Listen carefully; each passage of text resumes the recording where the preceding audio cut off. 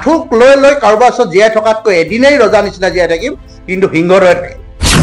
মই অজয় গগৈদেৱক মই ব্যক্তিগতভাৱে কৈছোঁ, যদি তেখেতলোকে দলীয় হিচাপে আমাৰ লগত যদি ব্যক্তিগতভাৱে ৰাজনৈতিক দল হিচাপে আমাক যদি ষড়যন্ত্ৰ কৰিছে, আমাক জনমানসক যদি সেৱা প্ৰতিপন্ন কৰিব বিচাৰিছে, তাৰ প্ৰত্যুত্তৰ কিন্তু 2024 পাব।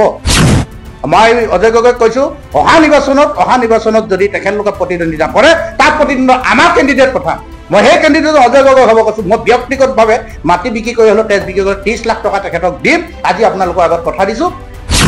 ধৰ্মীয় যিটো বিষবাস্প বিয়াব আছে, তাৰ প্ৰতিক্ৰিয়াত যদি তেখেতলোকে এটা ৰাজনৈতিক দল হিচাপে যদি আমাৰ ব্যক্তিগতভাৱে এটেক কৰিব বিচাৰিছে, ৰাজনৈতিকভাৱে কিন্তু তাৰ প্ৰতিক্ৰিয়া সন্মুখীন হ'ব, আৰু তাৰ প্ৰত্যুত্তৰ কিন্তু ভয়ংকৰ হ'ব, আৰু তাৰ প্ৰত্যুত্তৰ কিন্তু অসমবাসীৰ ওচৰত সেই দলে সেই বিধায়কে যিজন ব্যক্তিয়ে কৈছে তাক কিন্তু লজ্জিত অনুভৱ কৰিব লাগিব। আজি হুঁৱে বাৱে লিখিত তাৰ প্ৰত্যুত্তৰ কিন্তু কেনেধৰণে পাব, ৰাজনৈতিকভাৱে পাব, ভয়ংকৰ হিচাপে পাব, স্পষ্টভাৱে আপোনালোকৰ আগত কৈছোঁ, অৱগত কৰিছোঁ। চাওক, এটা অতি দুৰ্ভাগ্যজনক বিষয় যোৱা 2 দিন পূৰ্বে ছ'চিয়েল মিডিয়াত দেখিবলৈ পোৱা গৈছিল। কোনোবা জনৈক উপাধিধাৰী এগৰাকী মহিলাই বিশেষকৈ চাবুৱাৰ বৃহত্তৰ চাবুৱা অঞ্চলৰ এটা অন্যতম অঞ্চল, ঐতিহাসিক এটা অঞ্চল দিকম, আৰু দিকমত আজি তাৰিখলৈকে আমি কেতিয়াও ধৰ্ম জাতি বৰ্ণ নিৰ্বিশেষে আমি ইয়াত সমিলমিলভাৱে আজি জীয়াই আছোঁ অতদিনৰ পৰা। তাত আমি হিন্দু মুছলমান খ্ৰীষ্টান জৈন হিচাপে কোনোদিন বিষবাস্প বিয়পাবলৈ সক্ষম হোৱা নাই, কোনো দুষ্টচক্ৰই হওক বা কোনোবা ষড়যন্ত্ৰকাৰীয়ে হওক।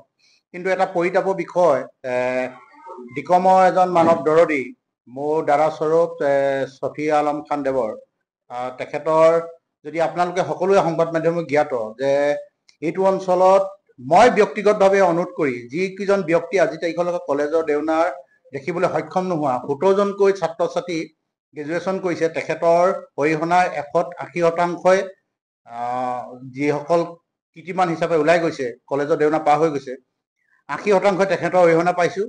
আৰু বৰ্তমান অসমৰ সংবাদ জগতৰ এজন কণ্ঠশিল্পী হিচাপে পৰিচিত ৰাগদ্বীপ বিদ্যুৎ চেতিয়া, যোৱা 5টা বছৰে তেখেতৰ কেঁচা ঘামে 10,000 টকাকৈ বৰঙণি আগবঢ়াই আজি 5টা বছৰ দি আছে।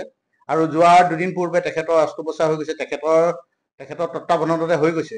কিছুমান আমি ত্যাগ কৰিব লাগিব। আটাইতকৈ ডাঙৰ কথা, অসমৰ সংগীত জগতখনত ধ্ৰুৱতৰা হিচাপে গণশিল্পী হিচাপে পৰিচিত সদ্যপ্ৰাপ্ত ৰাজীৱ শদিয়াদেৱৰ মৃত্যুৰ বিষয়ে সকলোৱে জ্ঞাত। তেখেতক অসমৰ আজি মৃত্যুৰ পিছত গণশিল্পী হিচাপে অসমৰ ৰাইজে অসমবাসীয়ে দিছে, সেইটো ভাল পাইছোঁ।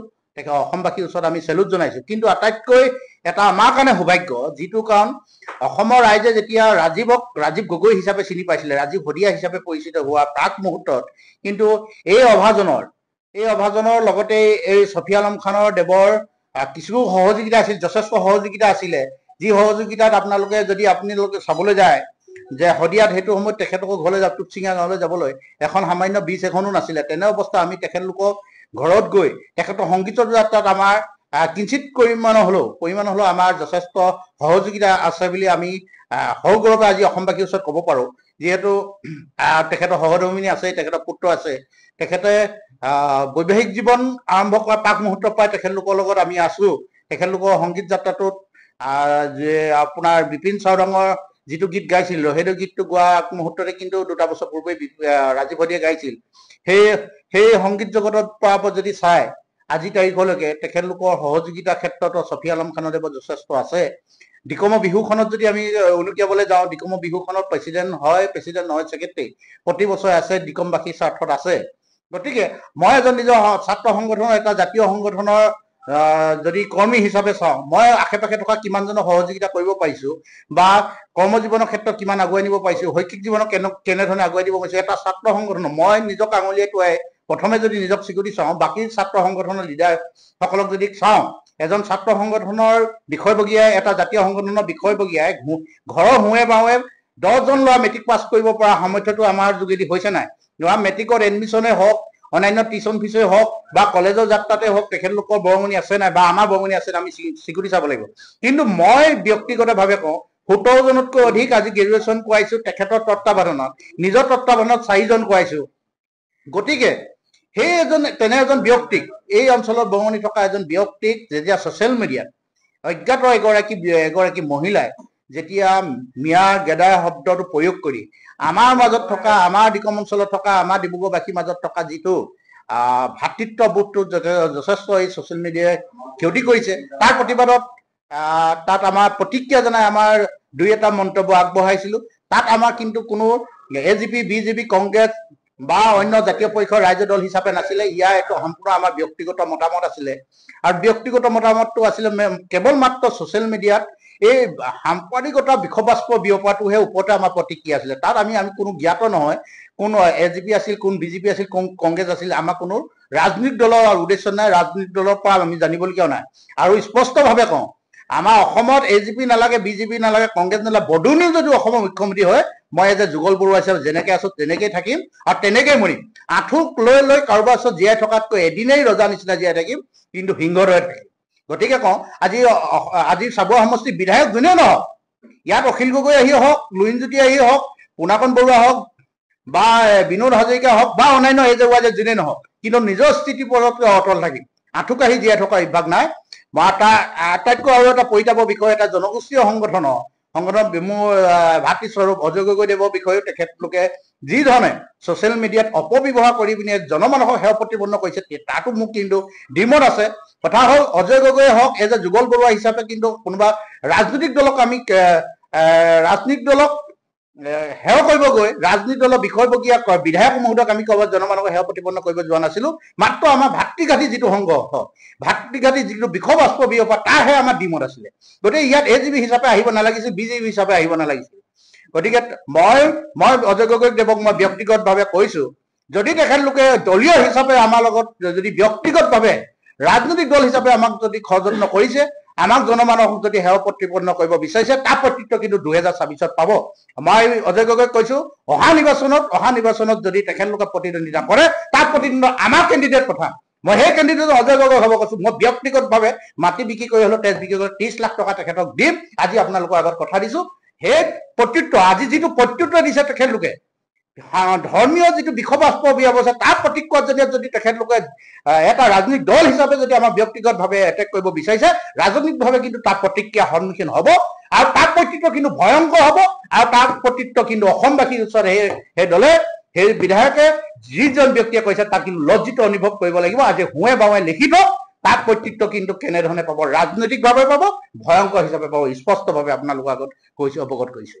এইটো অতি হলেও হয়তো আমি এইটো কথা ভাবিম। চাওঁ, ভাৰতবৰ্ষ স্বাধীন হৈছে 1947 চনত। 1947 চনৰ 15 আগষ্টত ভাৰত স্বাধীন হোৱা দেশখনত অসমৰ ইতিহাস বুজি নোপোৱা, ভাৰতবৰ্ষৰ ইতিহাসে ঢুকি নোপোৱা কিছুমান ব্যক্তিয়ে যদি অলাগতিয়াল কিছুমান বক্তব্য আগবঢ়াই আমাৰ মাজত যদি থকা ভাতৃত্ব এনাজৰীডালক ঘূনে ধৰাবলৈ চেষ্টা কৰে, তাত কিন্তু তাৰ প্ৰত্যুত্তৰ পাব। কাৰণ আমি যদিও জানো, যিজন ব্যক্তিৰ কথা তেখেতলোকে অৱগত কৰিছে, সেই তেখেতলোকৰ ইতিহাস জানে নাই? তেখেতলোক আহিছে 1936 চনত। আৰু যদি অসমৰ ইতিহাসত অসমৰ বুৰঞ্জীয়ে অসমবাসীয়ে যিটো সকলো ওচৰত পৰিচিত, আজি যদি শিৱসাগৰ কথা কয়, শিৱসাগৰ যিখন বীজ, সেই বীজখনৰ যি মিস্ত্ৰী হিচাপে, তাত বনোৱা হিচাপে আহিছিলে, তাত ক'ৰ পৰা আহিছিলে, কোন আহিছিলে, তেখেতলোকক প্ৰশ্ন কৰকচোন।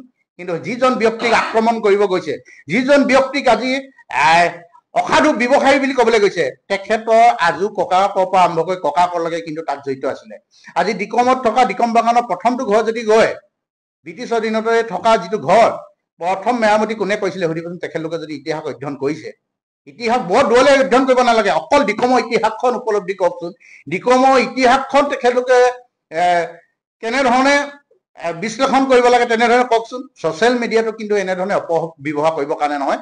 কাৰোবাক এটেক কৰিবলগীয়া আছে, কাৰোবাক যদি সমালোচনা কৰিবলৈ আছে, গঠনমূলক সমালোচনা হওক, তাক মেছেঞ্জাৰ আছে, হোৱাটছএপত কওক, ৰাজহুৱা হিচাপে কিয়?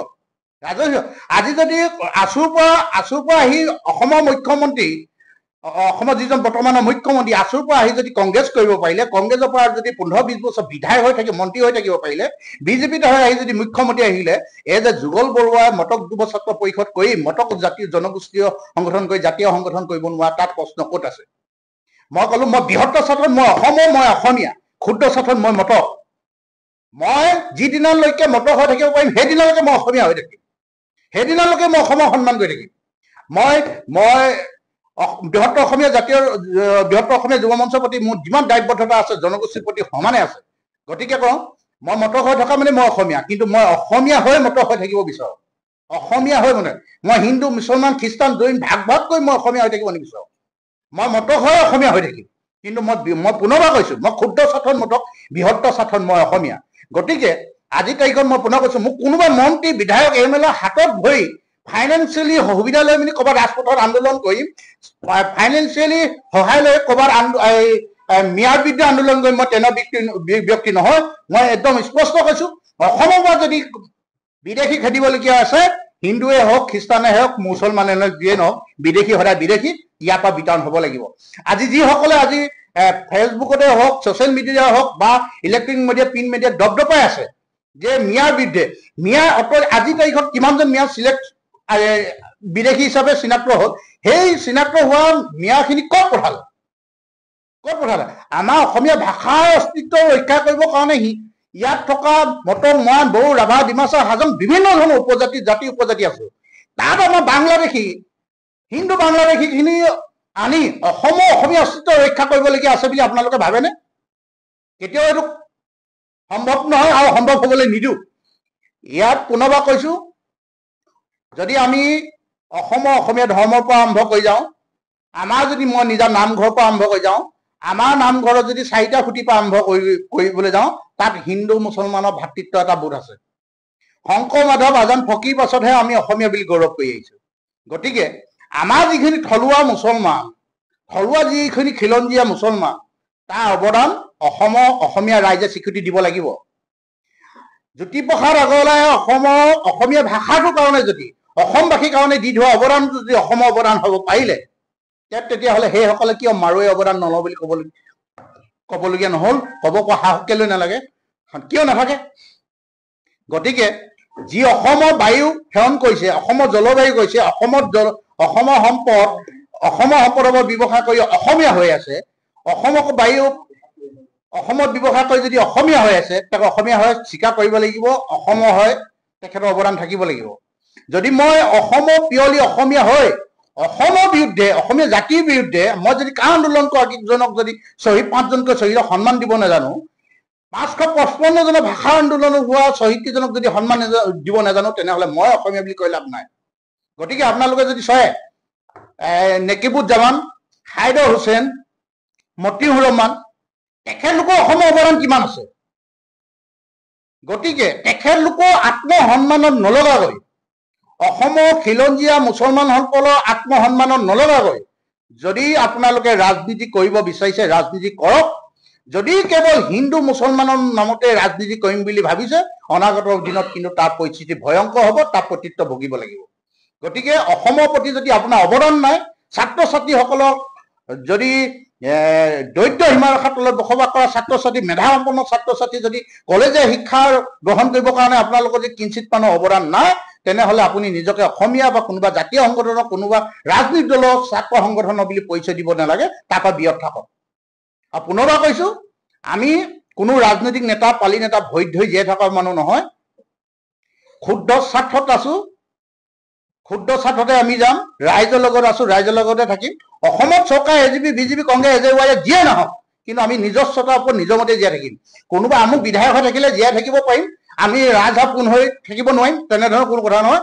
বিধায়ক যোনেই নহওক, চৰকাৰ যোনেই নহওক, কিন্তু সেই ৰাজনৈতিক দলৰ সেই ছাত্ৰ সংগঠনৰ বিষয়ববীয়া পুনৰবাৰ কৈছোঁ, আপোনালোকে যদি সংঘাত কৰিবলগীয়া আছে, এজ এ পাৰ্চনেলিটি ব্যক্তিগতভাৱে আমাৰ লগত কৰক। যদি ৰাজনীতিক দল হিচাপে কৰিবলৈ আছে, কৈছোঁ 2026ত আমাৰ কেণ্ডিডেট আগবঢ়াম, সেই দলৰ বিৰুদ্ধে আমাৰ দলৰ কেণ্ডিডেট আগবঢ়াম। পুনৰবাৰ মোৰ দাদা স্বৰূপ অজয় গগৈক অনুৰোধ কৰিছোঁ, অহা 26ত বিধায়ক হিচাপে আপুনি প্ৰতিষ্ঠিত হ'বৰ কাৰণে এতিয়াৰ পৰা যুঁজা হওক। মই ব্যক্তিগতভাৱে মই কৈছোঁ, মই কেঁচা ঘামক তেজক পানী কৰি হ'লেও তেখেতক 30 লাখ টকা আগবঢ়াম। আপোনালোকৰ কথা কৈছোঁ, প্ৰথম যদি মই 30 লাখ আগবঢ়াইছোঁ, মোৰ 1000জনে আগবঢ়াব, আৰু তাৰ প্ৰত্যুত্ত কিন্তু সেই নিৰ্বাচনৰ যোগেদি দিয়া হ'ব। স্পষ্টভাৱে আপোনালোকৰ আগত অৱগত কৰিলোঁ। আপুনিও সুন্দৰ পৰিৱেশত হোটেলত এসাঁজ খাব বিচাৰে নেকি? সম্পূৰ্ণ থলুৱা খাদ্য সম্ভাৰেৰে আপুনিও যদি পৰিয়ালৰ লগত এসাঁজ খাব বিচাৰে, তেনেহ'লে আপুনি আহিব পাৰে কাজিখোৱাৰ বাইপাছত থকা নীলগ্ৰেভ হোটেললৈ। থলুৱা শাক-পাচলি আৰু পুখুৰীৰ সতেজ থলুৱা মাছৰ আঞ্জাৰ লগতে নিচা ফাৰ্মৰ থলুৱা হাঁহ, কুকুৰা, গাহৰি আদিৰ মাংসৰে ৰাইজলৈ আগবঢ়াইছে থলুৱা খাদ্যৰ বিশেষ সুবিধা। যোগাযোগ 9707481939।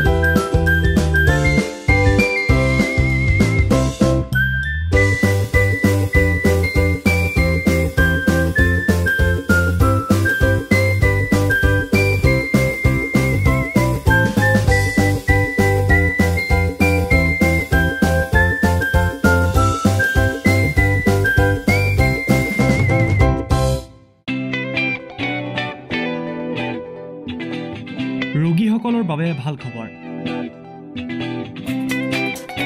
চাবুৱা ছেইণ্ট লুকছ হস্পিটেলত পাব ৰেহাই মূল্যত চিকিৎসা।